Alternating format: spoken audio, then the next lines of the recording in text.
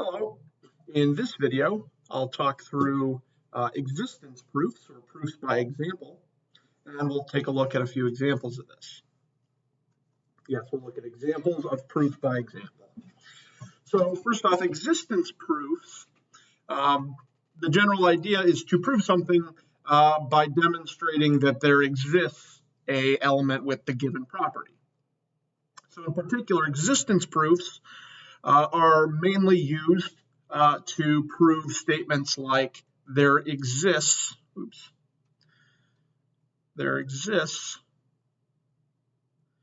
an element in a set such that R of X.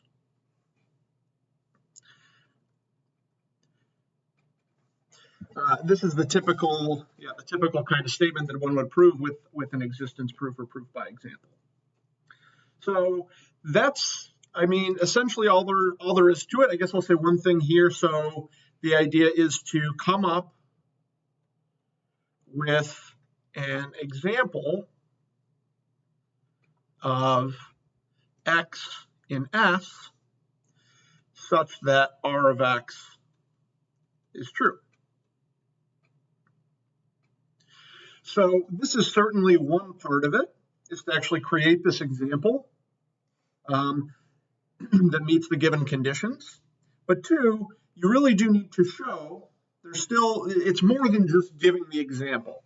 You still need to show R of X is true for this example.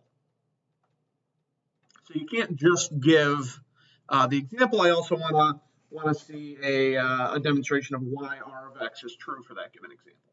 So let's take a look at an example of this. So this is result 3.35.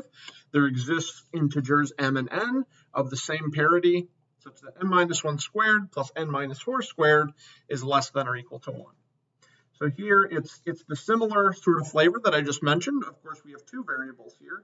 There exists m and n integers such that m and n are of the same parity. So let me maybe make an open sentence here. M and n are of the same parity.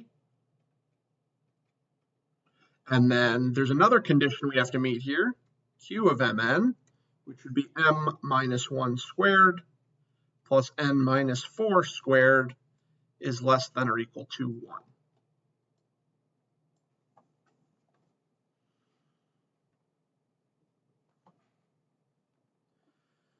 So that is, we need to show they're just m and n such that p of mn and q of mn. All right, so start thinking. Can you find an m and n that are integers and that are of the same parity and for which this inequality holds? So in terms of thinking about this, my first thought goes to, well, we could make this 0, n minus 1 squared plus n minus 4 squared. We could make this 0 by letting m equal 1 and n equal to 4, and then this would be 0. This gives 0, which is less than or equal to 1. The issue here is that with m equal 1 and n equals 4, these are of opposite parity. And so this won't quite work. We need to find m and n of the same parity.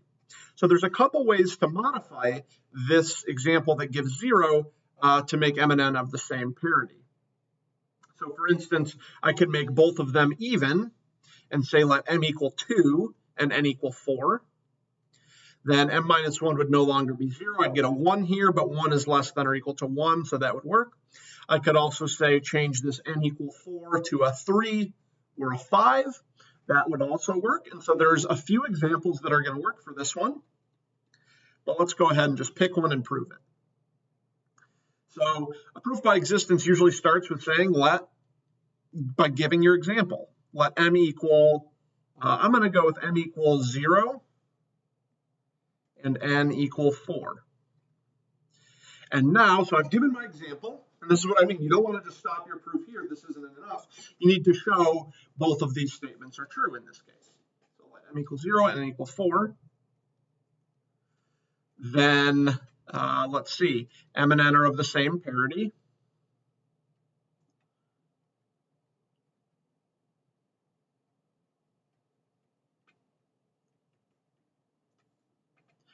And so there's one part of this proven. And m minus 1 squared plus n minus 4 squared is, now that I know m and n, this is going to be what, negative 1 squared plus 0 squared. So that's equal to 1, which is less than or equal to 1. And so I've shown both of those conditions are met, hence the conjunction of the two is met, and that's my proof. So again, 2 steps to each one of these, giving the example that meets the conditions and then explaining why it actually meets those conditions. And sometimes there's quite a bit of work here for showing that it really does meet the conditions. So we'll counter one in a second. Let's do, one more here. There exist rational numbers a and b such that a to the b is irrational. So in particular, it's not the case that a rational number raised to a rational power is always rational. We would disprove that statement by proving this existence statement. So think of some irrational numbers we know of. In particular, one irrational number we know of is square root of 2 that has been mentioned before. Square root of 2 is irrational. So I want to think of a way, can I see square root of 2 as a rational number raised to a rational power? Well, square root of 2 is the same thing as, so remember your algebra here, fractional powers. This is the same as 2 to the 1/2. So that's a rational number raised to a rational power. So let's go ahead and prove this. Proof. Let a equal 2 and b equal 1/2. Then a to the b is 2 to the 1/2, which is the same as square root of 2, which is irrational.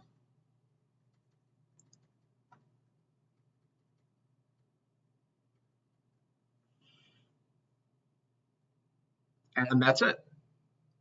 So I don't need to, we're going to take for granted that square root of 2 is irrational. We're going to prove that in the next section the following week. Right now, we can just accept as fact that square root of 2 is irrational. We'll just kind of accept this. But for right now, this is good. All right, so let's look at another example. So here we have a rational number to a rational power. It's possible that it's irrational. It's also possible it's rational. Set a equal to 4 and b equal to 1/2. Square root of 4 is 2. And so you might wonder, this sort of begs the question, well, what if I take an irrational number to an irrational power? Is that guaranteed to be irrational? The answer is no. There do exist irrational numbers a and b such that a to the b is rational. Now, this is a pretty surprising result. How can I take an irrational number, raise it to an irrational power, and still have the result become rational? So let's prove this one. This one's going to take a bit more work. So I'm going to start out by saying consider the number square root of 2 raised to the square root of 2.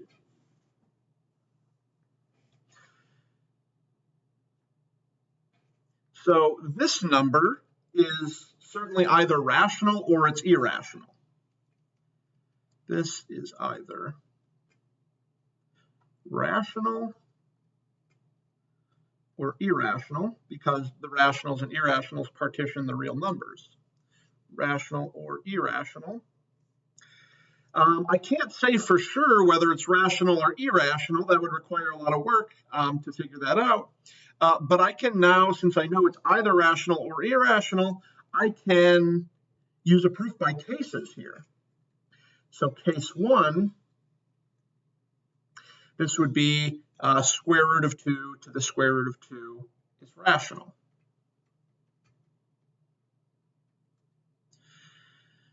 in this case, so if this really is rational, in this case, A equal B equals square root of 2 is an example, right? Then I would have two irrational numbers, such that when I raise them to their power, such that when I do A to the B, I get a rational number. So if it's really rational, good, I'm done. If it's not rational, so square root of 2 to the square root of 2, maybe it is irrational. Is irrational.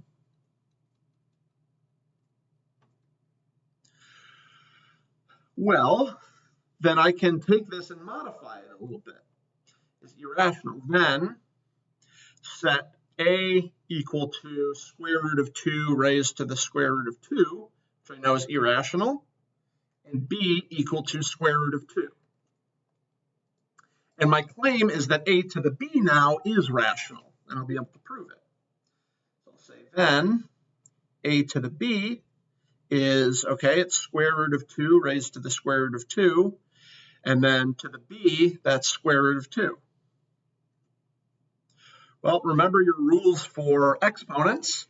I'm taking an exponent raised to another power, and so that means I can multiply the powers. Careful with your parentheses here.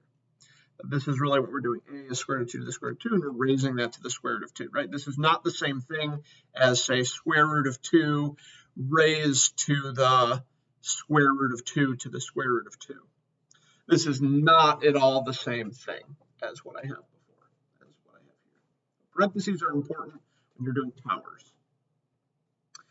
Because in this case, I can write this as square root of 2 raised to the square root of 2 times square root of 2. That's a property of exponents.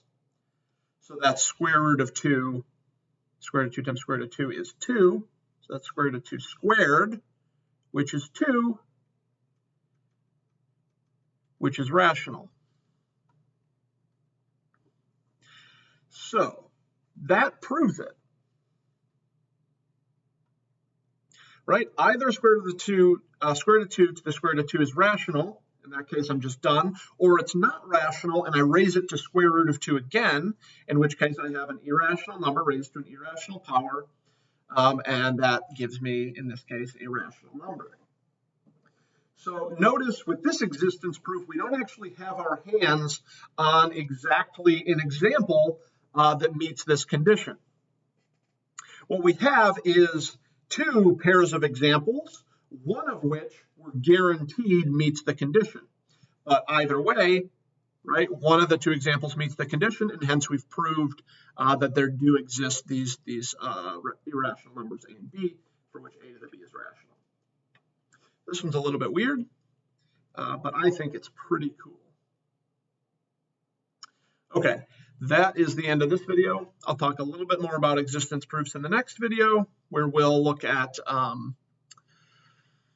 quantified statements that involve more than one quantifier. All right, see you there.